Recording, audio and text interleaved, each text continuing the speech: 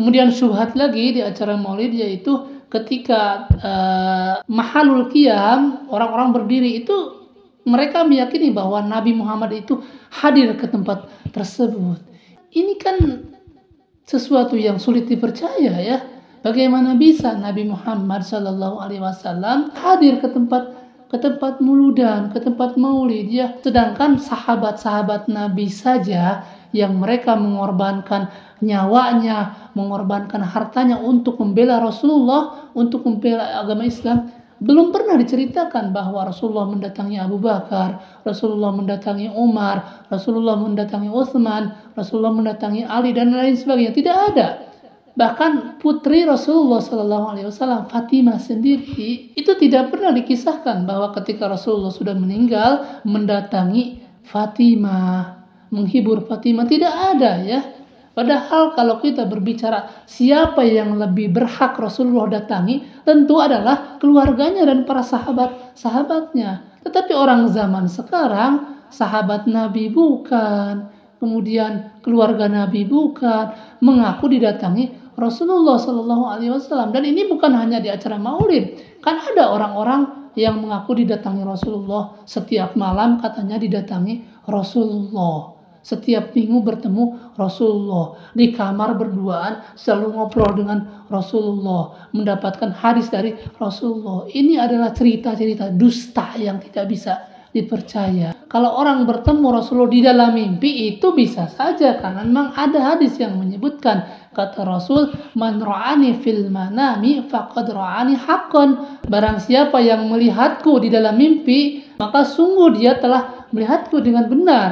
karena syaitan tidak bisa menyerupai aku. Nah, tetapi ini pun harus orang tersebut bisa menjelaskan bahwa yang dia lihat itu sesuai tidak dengan ciri-ciri Rasulullah yang ada diterangkan di dalam hadis ya. Rambutnya bagaimana, matanya bagaimana, dan lain sebagainya ya. Nah, jadi kalau orang didatangi Rasulullah di dalam mimpi itu mungkin bisa saja. Tapi kalau orang tersebut mengaku didatangi Rasulullah secara sadar, ini tidak bisa dipercaya ya, tidak bisa dipercaya. Coba bayangkan kalau di acara Maulid misalnya ada bacaan khusus yang bisa menghadirkan Nabi Muhammad Shallallahu Alaihi Wasallam. Terus bagaimana kalau di malam tersebut, di jam tersebut, acara Maulidnya ada 1000 acara, misalnya di kota ini, di kota ini, di kota ini, di kota ini. Terus bagaimana Rasulullah datang? Jadi sebenarnya banyak perkara-perkara yang harus kita jelaskan kepada umat. Karena sebagian orang ketika dijelaskan begini-begini oleh kiainya, itu percaya-percaya saja, ngangguk-ngangguk saja. Jadi kalau Rasulullah bisa mendatangi orang-orang yang masih hidup, tentu ini akan dilakukan kepada para sahabat. Karena para sahabatlah yang mengorbankan nyawa mereka, mengorbankan harta mereka, yang setiap saat bersama Rasulullah, kemudian akan mendatangi para tabi'in, kemudian akan mendatangi para imam-imam mazhab. Itu para imam-imam mazhab, kalau antum buka, salah satunya Imam Ahmad bin Hanbal.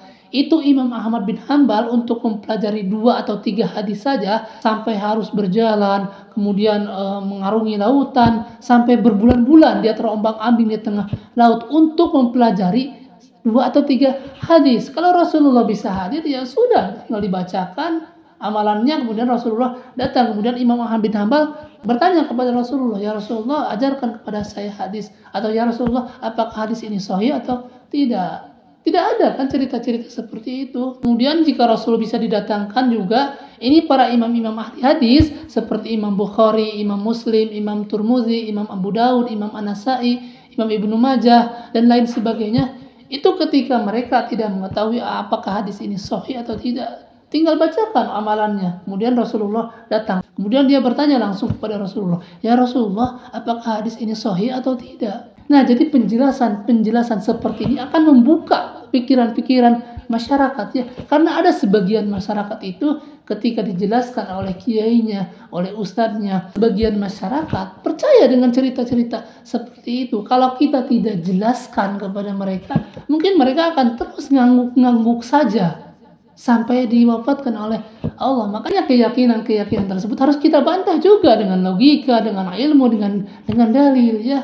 Ini bagaimana bisa orang zaman sekarang sahabat Nabi bukan, keluarga Nabi bukan, ngaku-ngaku setiap malam didatangi Rasulullah. Sedangkan para sahabat saja, para tabi'in, tabi'ut tabi'in, imam mazhab, imam-imam ahli hadis, tidak ada yang bisa melakukan demikian. Ya. Ini kalau tidak dijelaskan, akan ada jutaan orang yang ngangguk-ngangguk saja, percaya saja dengan ucapan kiainya. Ketika kiainya mengatakan, saya setiap malam didatangi oleh Rasulullah, ngangguk-ngangguk saja. Iya, subhanallah.